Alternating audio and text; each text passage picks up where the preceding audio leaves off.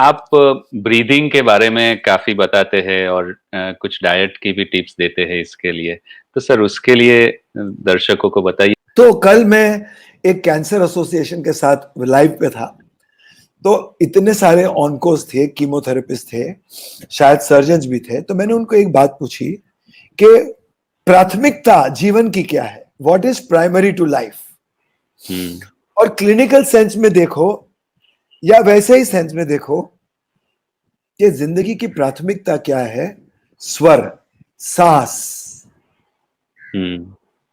बिगर सांस कोई जिंदा नहीं रह सकता। बिगर सांस there is no perpetuity and continuity to life. Thus, therefore, there will be no growth. Thus, therefore, there will be no continuity and evolution. There will be no cellular regeneration. So, every medical profession should first understand that breath is primary to life. So, when I work very closely with orthopedic surgeons and physiotherapists, I teach them how to teach the patient how to breathe. कि सांस की प्रक्रिया के साथ अगर physiotherapy काम करता है और साथ साथ पेशेंट भी सांस लेता है तो उसमें तालमेल और लयबद्धता आ जाती है, कनेक्शन आ जाता है। हाँ, तो उसके साथ recovery, your nervous system, central nervous system, autonomous nervous system, voluntary and involuntary nervous system सजग हो जाते हैं। तो recovery and rehabilitation of the patient is much faster in terms of physiotherapy. So, rhythmic breathing. So, in your case, it will be rhythmic breathing. In, out, very slowly in rhythm. तो rhythmic breathing से neurotransmitters and synaptic connections increase होते हैं, proliferation, और उससे हमारे attentiveness की जागृति, alertness। तो पेशेंट फ्यूचर में गिरे नहीं।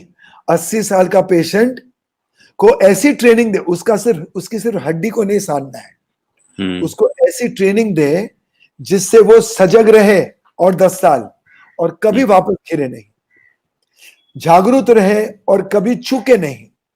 ज्यादातर सीनियर सिटीजन्स टॉयलेट में, बाथरूम में कभी घंटी बजती है तो खोलने के वक्त गिरते हैं।